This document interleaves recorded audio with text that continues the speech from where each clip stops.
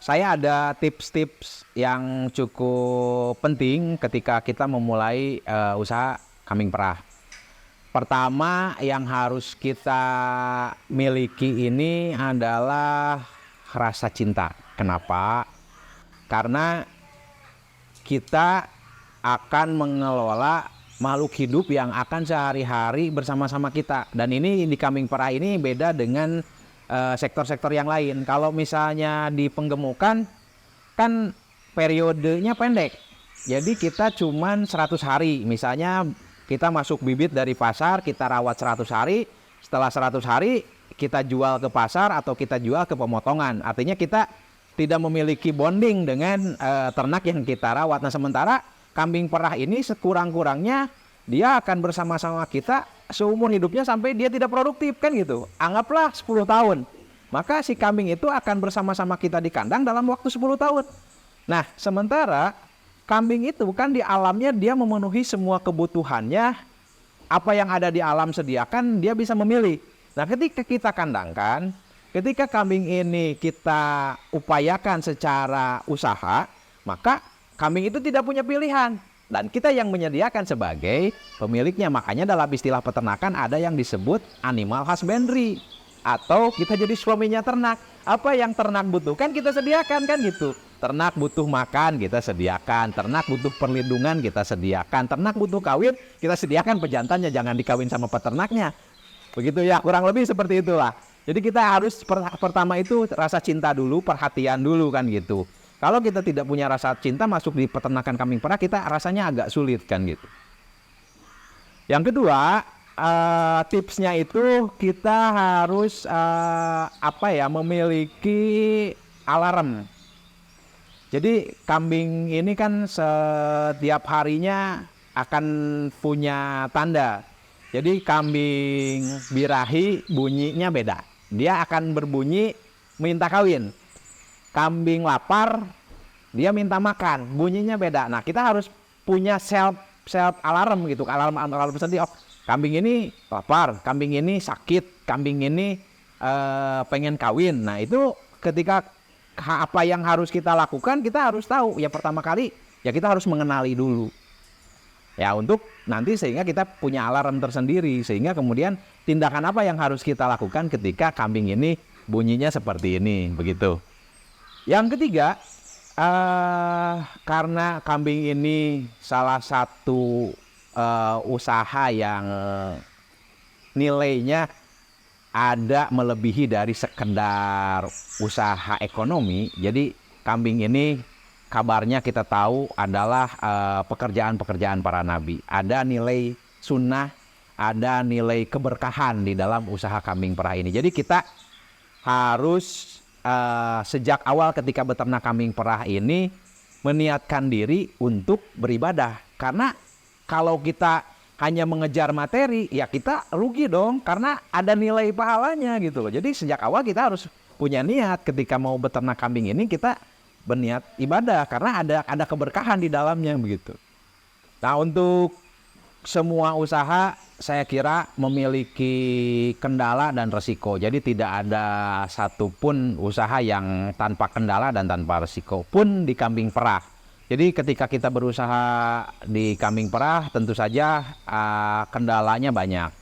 Saat ini misalnya di Indonesia ketika kita mau beternak kambing perah, kita untuk mendapatkan bibit yang sudah terseleksi dan terrekod dengan baik memang masih sangat jarang. Artinya karena ekosistem niaganya belum mapan, kita masih rintisan, jadi kita harus benar-benar hati-hati, kita harus juga benar-benar selektif.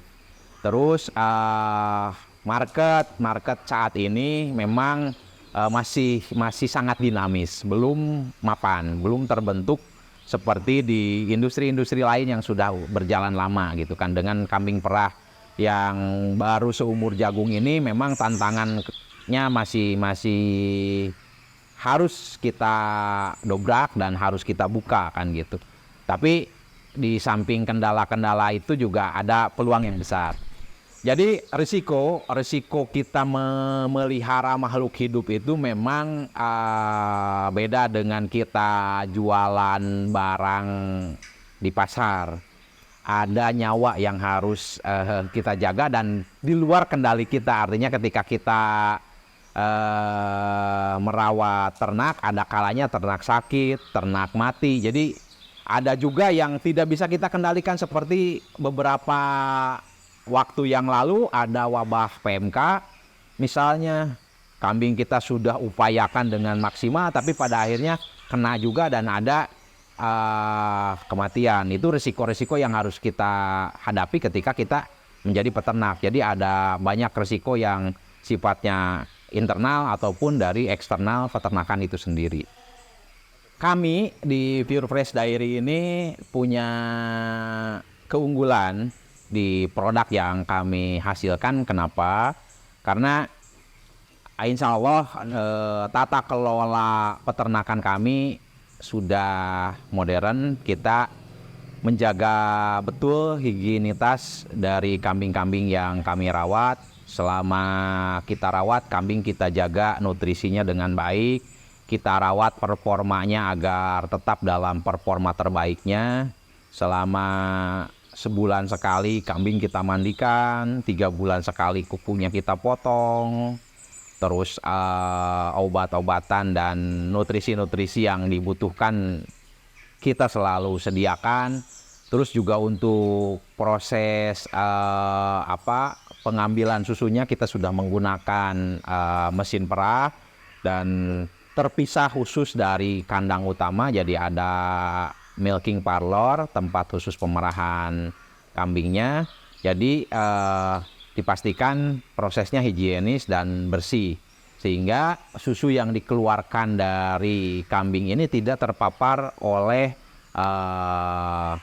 udara luar, dan insya Allah hasil susunya baik, tidak ada bau perengus. Kenapa kemudian banyak beredar di masyarakat susu kambing perengus? Nah, ini sebenarnya bukan khasnya kambing perengus. Kambing itu dari asal dasarnya, dari ambingnya itu ketika sebelum dikeluarkan tidak berbau perengus. Susu itu setelah keluar sifatnya menyerap bau lingkungan. Nah, ketika bau lingkungannya bau perengus, ada bau pejantan, ada bau kotoran kandang, maka diseraplah oleh susu, maka susunya berbau perengus. Tapi ketika prosesnya higienis, prosesnya tidak jorok, insya Allah susu yang dihasilkan dari kambing perah ini tidak berbau perengus, sehingga tidak ada aftertaste yang tertinggal. Jadi semua bisa mengkonsumsi dan enak gitu kan. Minimal kan dari organ perasa dulu orang akan menyukai produk kan gitu. Jadi beberapa kali kita coba blind test, susu kami disukai oleh semua kalangan.